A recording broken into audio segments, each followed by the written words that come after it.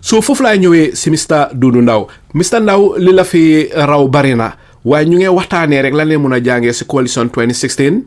lan mooy di successes yoo xam ne mu leen see jàngee pour ñu apply ko in 2026 ba pare erreur yi nga xam ne njuumte yi nga xam ne moom leen def si 2016 coalition bi ñu avoid ko ba buñ ko indi 2026 waaw waaye nag dafa am loo xam ne li political commentators yi wax nañ ko ne daal ñun suñ politiciens yi ñoom bokkun woon daal gis-gis ba pare suñ agreement bi nga xam ne moom leen defoon it was not legally binding which means ne ku nekk mun ngaa topp rek génn si te loolu la Adama Barrow dal di def fi mu nekk ma wala laaj Mr Ndow si sa gis-gis yow lan nga foog ne mooy li xew 2016 loo xam ne sa digga war nañ ko avoid ba bu mu xew 2026 ndigte 2016 boroom xam-xam yi dañ wax ne benn góol benn gis-gis rek mooy li leen boole woon ñoom ñëpp mooy ne Jammeh dafa war a dem waaye nag bu Jammeh demee lan leen war a def lan mooy liy continuer di leen boole loolu la gaay amul woon that vision ba pare amul woon that agreement no wonder li tax 2016 coalition bi dal di fail lan mooy si sa gis-gis ak sa jàngat Mr Ndow. asalaamaaleykum askari Gambia radio asalaamaaleykum mbokki déglukat yi yëpp maa ngi na nuyu kenn ku nekk sa tur ak sa santa di nuyu suma broda si panel bi di ko jawre doore ci chairman Mbodj Cheikh Ajimaka ñu ko nuyu di nuyu Burama Dibayit dina nuyu tamit especially yow Alaaji Saliou nga xam ne yaa host programme bi tey ñu waxtaane lu am solo ndax di jàngat jumte bokk na ci li nga xam ne dina help na dimbale pour ñu gàgganti ndax gannaaw bu ñu xamee démba nekk ci tey dinañu dimbale pour ñu xam fañ jublu suba kon am na solo pour ñu waxtaan ko waaye Alaaji li nga laajte lu am solo la ndax man maa ngi si ground bi te maa ngi dugg ak génn di daje ak ay nit di waxtaan te li nga xam ne jàngat nañ ko si 2016 man damaa doore sax 2006 we had a failure in 2006 we had failure in 2011 and we also had partly success like in 2016 so of course yii yëpp am na si na jàngee lii problème bi nag di biggest problème si Gambia bi di ma gis mooy maa fi njëkkoon kenn du ma jiitu wala maa ko fi njëkk a def lu ma wax loolu war a taxaw wala maa ko fi ekkati maa ko war a jiite yooyu laa fi gis te balaam dee neex nag ngeen toog ndax di waxtaan di xalaat modalities maanaam di xalaat naka ngeen a liyee naka ngeen a defee kanam naka ngeen a bokkee liggéey bi naka ngeen a jàngee si li fi xewoon pour jëm kanam foofu nga dee gis ay jikko ak ay doxalin yoo xam ne daf laa wóor ne ñii li ñoo wax ak li ñoo def nii man na ko wane dama am xam-xam de waaye li ma gàtta xam-xam xam naa ne ñii ci liñ nekk ak koregu te ñoom dañee xam su leen ko waxee waaye nag fii bii nuñ di challenge fii ku la mag doo ko challenge ku la jiitu doo ko challenge sa boss doo ko challenge sa borom kër doo ko challenge fii daal kenn du challenge kenn si koo xam ne daf la féetee koo si dara te loolu problème la foog ñu wécci jikko yooyu nag foog ñu pare pour nangulante ne li fi jaar wrong dañ ko war a rectifier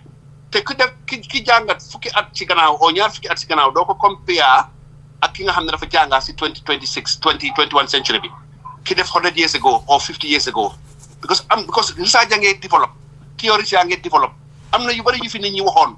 100 years ago tey kenn waxatu ko tey yeneen la ñoo wax suñ kaamil bu maaga bi rek mun alxuraan karim laa gis ne si côté son su ma dee dégg yëpp amul dara lu ci ceeñ waaye tey li ngaa dégg yëpp yeneen yi déggoon ñoom Aristotle ñoom Engels ñoom Marx ñoom ñi ngaa dégg ñi di historien si yëpp nga dégg ñi yëpp ñooñu ñëpp tey dañ leen dee out ko kon Alaaji li nga xam ne moom moo 2016 li nga xam ne moom moo xew si 2016 flow bi nga xam ne xew na fa muy ne the first flow of course delegates this time around we are talking about ne the three modalities yi ñu fi waxtaanee woon coalition buildings yaa ngi on dëkk bi am na si li ma xam there are three groups yi fi nekk yoo xam ne they are working on coalition of coalitions ñoom seen boppa kenn ku si nekk rek am nga group of political parties and movement yoo xam ne ñu ngi register with them and with those ñu ñoo the apex the next one is coalition for system change CSC ñoom ñoo doon def convention last week the next one mooy People's Alliance for Change ñu ko xamee ko si PAC so groups yi ñu fi di dox si coalition building si biir loolu ñun gis nañ ne am na yoo xam ne ñu ngi ñu bëgg a delloowaat ci 2016 mistakes te duñ ko nangu te dinañ ko taxaw te dinañ ko xeexal ko Gambien si parce que njuumte bu continuer fanaa ndof lañ ko waxee ne olof ne ndof la so modalité si nga xam ne nag bu gaay ñëwee ba booloo groupe ñi register CSC ñëw ñi register PAC ñëw People's Alliance for Change ñi register Apex ñëw ñii ñëpp groupe bu si nekk kenn ko ci gis rek mut na am na loo xam ne mun na koo doxee pour boore réew mi pour boore mbir mi mu dem kanam so lii mooy li nga xam ne mooy moom la ñoo paree use pour combattre mistakes yi nga xam ne xaw na fi si 2006 mistakes yi nga xam ne xew na fi si 2011 mistakes yi nga xam ne xew na fi si 2016 so 2021 ñëw nag leeral yëpp nag ne su fekkee ne àndoo amut lii mooy seen results mooy li ñoo dunda nii tey alaaji xaw ma ndax tontu naa sa question bi waaye loolu mooy li nga xam ne moom laa ci bëggoon a sànni. te mu nekk jàngat yu am solo Mr Ndow wax dëgg wax nga fi jàngat yoo xam ne Gambien yu bari lii leen bugg a dégg ne li xewoon 2016 duñ ko nangooti te dina def lépp lu mun bañ mu xewaat waaye nag Mr Ndow dafa am loo xam ne tamit political commentators si dañ ko wax te lii tamit lu am solo la pour ñu bàyyi ko xel bañ mu daldi xewaat mooy ne lan mooy ne personal ambitions of coalition leaders outweigh the collective interests of the people. Personal ambitions of coalition leaders, political leaders yi nga xam ne ñoo bokkoon si coalition bi seen personal ambitions yi moo leen uppaloon solo moo leen uppaloon fula as the collective interest of the coalition. Ndax am na jàngat ndax lii am na sense boo si mun a derive seedoo ko ñun. waaw of course alaaji ñi nga xam ne coalition building bi 3 groupes ci ma la neemal yëpp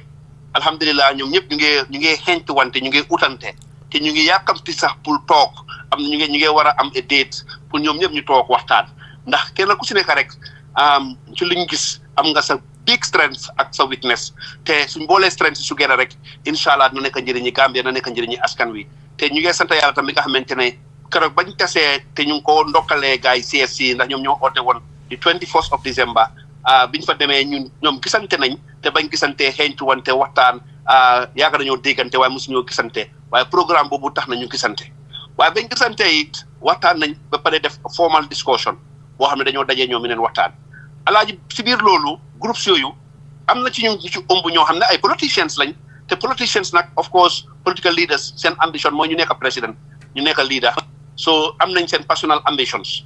te am na games yi si dee nekk of course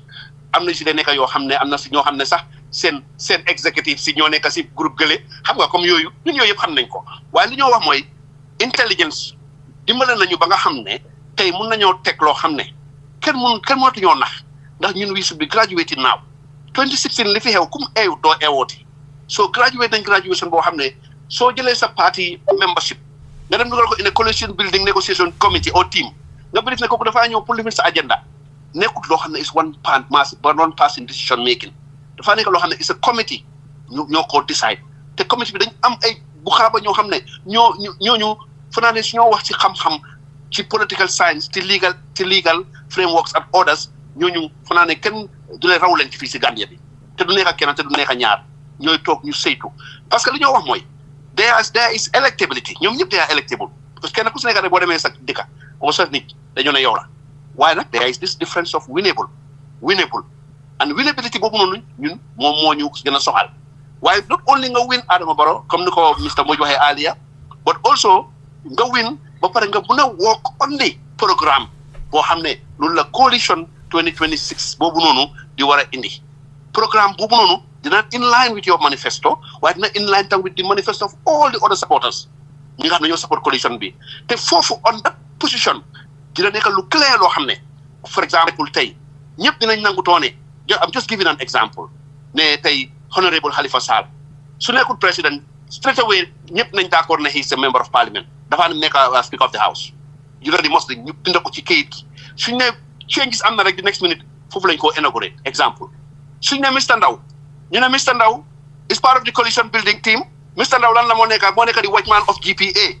Mr Ndow suñ ne wiiw sa next day ba dafa dem nekk watchman GPA kontaan naa ne Mr Ndow raise nga this point foofu laa doon ñëw sa ndikte political commentators yi dañ wax ne there was no clear framework for power sharing among coalition partners amun a clear framework naka la ñoo share power gis nga li nga xam ne nekk na lu am solo su fekkee ne am nañ a clear path a clear framework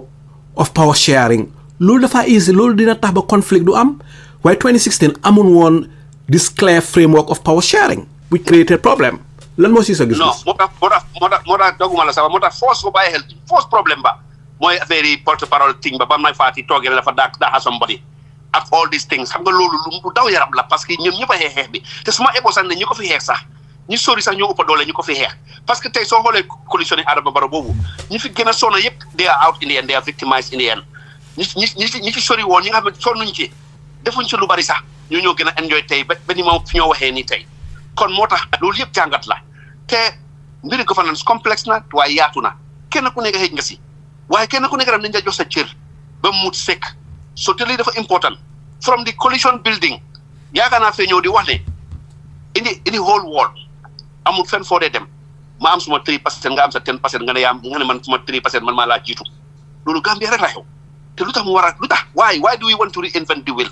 we have to negotiate we have to compromise we can condition those sort of things we can do all those sort of things waaye suñ fi ñëwee tey ne diw sanga moo fi gën a handsome wala diw sanga moo fi gën a nice wala diw sanga moo fi gën a jànga or diw sanga moo fi gën a lii come on that's not what democracy is. Democracy is elections and election is numbers so numbers yooyu noonu kana ko mun a indi kan moo ñu mun a jox numbers yi and that is not me saying ne we should go to UDP and say ne kaay yéen a fi gën a rëy de kaay leen nii de it with the agreement of ñi nga xam ne ñoom lañ ko bokkal parce que man benn vote rek laa te foofu loolu laa mun a influence but lu ma bëgg a wax mooy rek ne dafa am yu fi doon xew yoo xam ne waru fay xewati te loolu moo ñu tardeel ba fi ñu toll nii depuis 1996 dem si 2001 election ba léegi fi ñu toll nii loolu yëpp dañ ko war a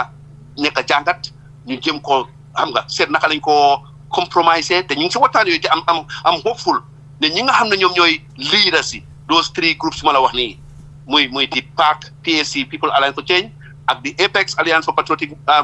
naka APEX ak CSC ñi ñëpp buñ toogee waxtaan am nañ ay experience si diaspora bi ak si Gambia buñ toogee waxtaan dinañ comme tu li ma laa wax nii parce que di réalité moom benn rek la dégg nga moom benn rek la di réalité ku sañoon tey sa candidat mooy lead waaye benn toogu rek la te kenn rek ko mun a riid te kenn kooku na la xal ko mun a liidee mooy ku ñu mun a jox numbers suñ soxla te numbers yooyu nag of course we have to look very well with numbers of course and continuity boo xam ne benn 20 years alaaji war nañoo am sax si 5 years we should be talking about 20 years from 2026 programme boo xam ne ku fa mun ti toog 5 years 10 years da ngaa dem keneen ñëw programme bi continue 20 years time ñun suñ ko fekkee woon sax nañu óor ne defal nañ something suñ njaboot gi loo xam ne suñ doom yi dinañ am fiti bàyyi Europe wala America or part of Africa ñëw toog Gambia mu nekk one of the best countries in the world alaaji jërëjëf Mr Ndow si jàngat yu am solo yooyu